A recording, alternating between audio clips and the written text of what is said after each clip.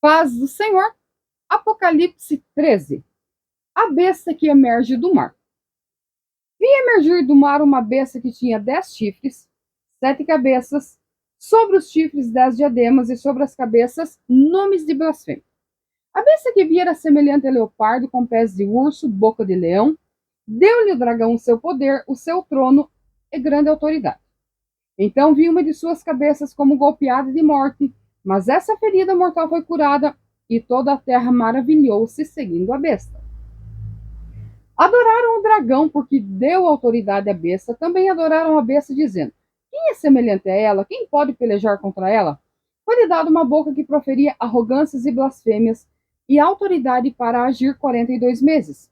E abriu a boca em blasfêmias contra Deus para lhe difamar o nome, difamar o tabernáculo, a saber, os que habitam no céu. Foi-lhe dado também que pelejasse contra os santos e os vencesse. Deu-se-lhe ainda autoridade sobre cada tribo, povo, língua e nação. E adorá-lo-ão os que habitam sobre a terra, aqueles cujos nomes não foram escritos no livro da vida do Cordeiro que foi morto desde a fundação do mundo. Se alguém tem ouvido, ouça. Se alguém leva para cativeiro vai. Se alguém matar a espada, é necessário que seja morto a espada. Aqui está a perseverança e a fidelidade dos santos. O que estes versículos representam? O poder político. Quem é o dragão? É o próprio diabo. No capítulo 12, quando você estuda sobre o dragão, você vê ele perseguindo Israel e a igreja. Por quê? Da descendência de Israel nasceria o Cristo, o fundador da igreja.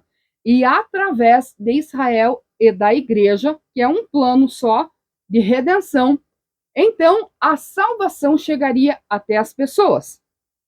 Mas nós vemos nessa descrição o poder político, e Daniel, no capítulo 7, nos dá uma compreensão melhor.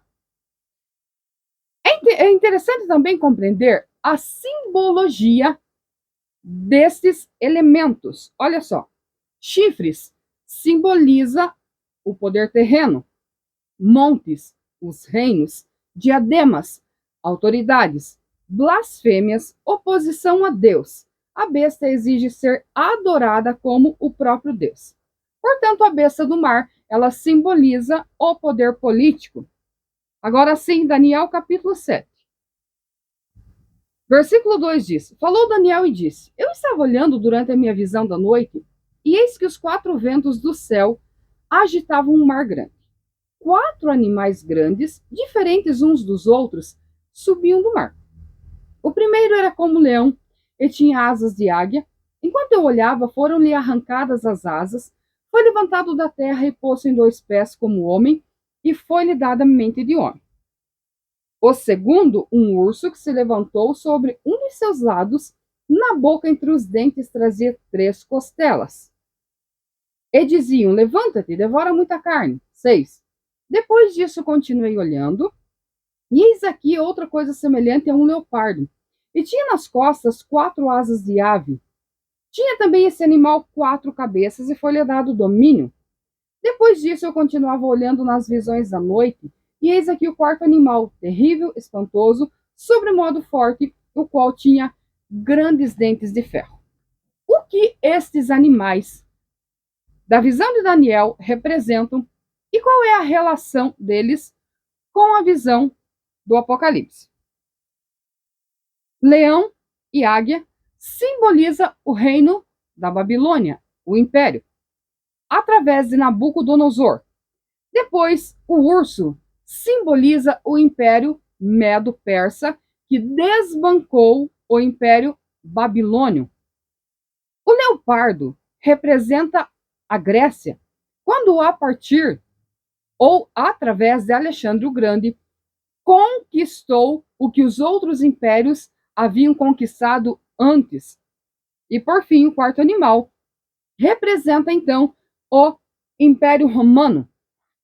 Por que há essa descrição do 4º animal que diz assim: o 4º animal era terrível, espantoso, forte, tinha grandes dentes de ferro, devorava e fazia tudo em pedaços.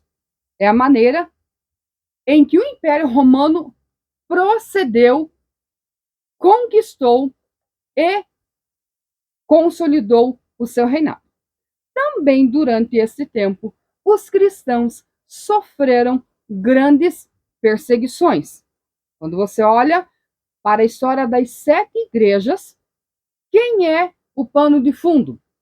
Roma. Quem é que está perseguindo os cristãos? Nas compras, nas vendas, no comércio. É o próprio Império Romano. Por isso, na visão de Daniel, tem a descrição destes 4 animais que nos lembram os reinos da terra. Só que quando você continua lendo, olha o que diz o versículo 9. Continuei olhando até que foram postos uns tronos, e o ancião de dias assentou, sua veste era branca como a neve, os cabelos da cabeça como a pura lã. O seu trono eram chamas de fogo, e suas rodas eram fogo ardente. Onde a gente vê algo semelhante? No livro do Apocalipse, quando nós temos a descrição, a aparição do nosso Senhor. Então nós compreendemos que os reinos representados por estes animais, eles são terrenos e temporais. Mas o reino do Senhor Jesus, que será estabelecido, hoje nós temos o reino no coração, mas o reino que será estabelecido, que está no Apocalipse, relatado, ele é um reino eterno. E os cristãos que têm o selo, a marca de Jesus Cristo, que são propriedades suas, eles reinarão para sempre com o Senhor. Olha só o que diz o versículo 8. E adorá-lo-ão todos os que habitam sobre a terra, aqueles cujos nomes não foram escritos no livro da vida do Cordeiro, que foi morto desde a fundação do mundo. Então nós temos as pessoas que não foram encontradas no livro do eterno, no livro da vida, que são destinados à perdição, e estes, sem entendimento, adorarão a besta, adorarão o dragão. Mas os selados pelo Senhor Jesus farão parte do reino eterno. Então, é muito simples essa divisão, é fácil de compreender que através da fidelidade, da perseguição, dos sofrimentos, das lutas, os santos adquirirão o reino eterno. Do versículo 11 agora ao 18, tem a segunda besta, que é a besta que emerge da terra. Vi ainda outra besta emergir da terra. Possuía 2 chifres, parecendo cordeiro, mas falava como dragão. Cordeiro na Bíblia se refere a Cristo. Dragão, diabo. Então, quando você percebe essa descrição, parecendo cordeiro, mas falando como dragão, nós compreendemos que aqui é o poder religioso, mas não a religião verdadeira, que é representada pelos adoradores de Jesus Cristo, mas essa é a falsa religião. 12. Exerce toda a autoridade da primeira besta na sua presença, faz com que a terra e seus habitantes adorem a primeira besta, cuja ferida mortal foi curada. Isso se refere aos reinos da terra, às suas quedas, aos seus altos e baixos, e à sua necessidade de controle, porque outros impérios surgirão. Também opera grandes sinais, de maneira que até fogo do céu faz descer a terra diante dos homens. Esse poder religioso, poder falso, que enganará a muitos.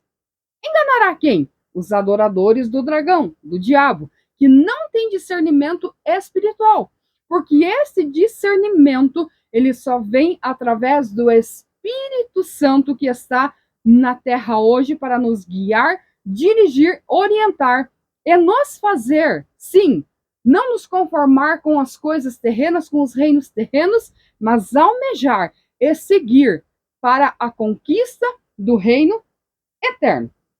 Seduz os que habitam sobre a terra por causa dos sinais que lhe foi dado executar diante da besta, dizendo aos que habitam sobre a terra que façam uma imagem à besta, aquela que ferida a espada sobreviveu.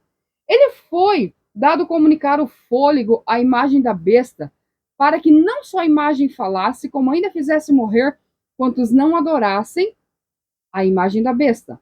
A todos os pequenos, grandes, ricos, pobres, livres, escravos, faz com que lhe seja dada certa marca sobre a mão direita ou a fronte, para que ninguém possa comprar ou vender, senão aquele que tem a marca, o número da besta ou o número do seu nome. Aqui está a sabedoria. Quem tem entendimento, calcule o número da besta, pois é número de homem.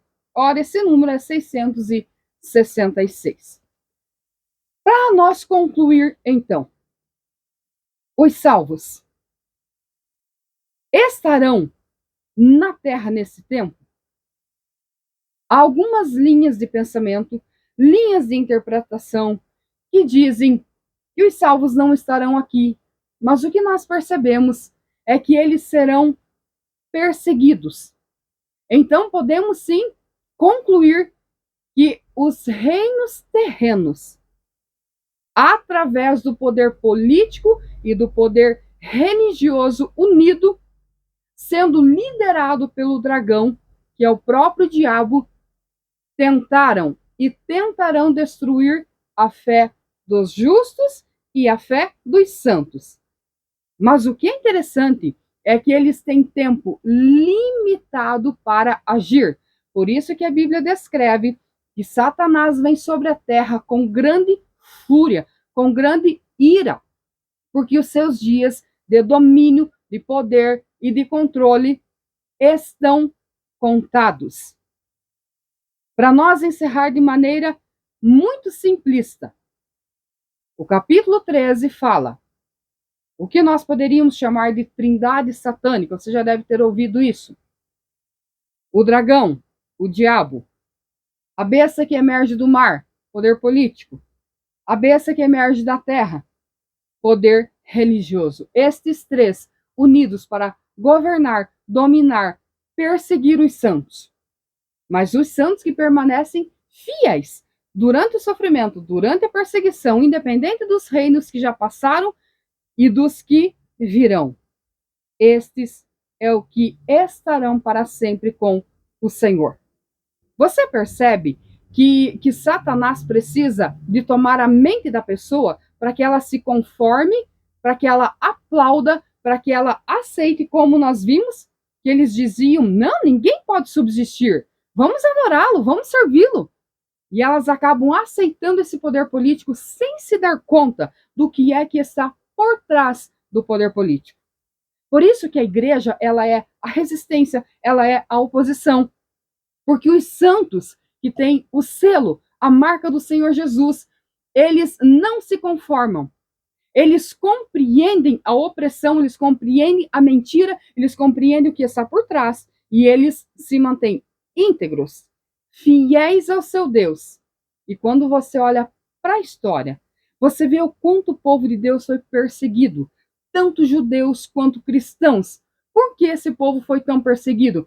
Porque eles carregam na sua genealogia, nas suas gerações, o projeto da salvação. Jamais desista diante da perseguição.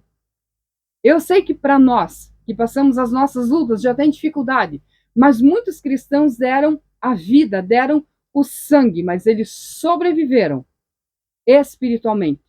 Eles suportaram por causa do Espírito Santo. E muitos já dormem no Senhor. Nós estamos aqui.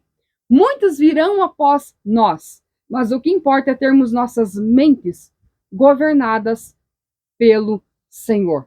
O único reino que subsistirá eternamente não é nenhum desses que nós estudamos, nem o reino terreno, mas é o reino do nosso Senhor Jesus. Que Deus te abençoe.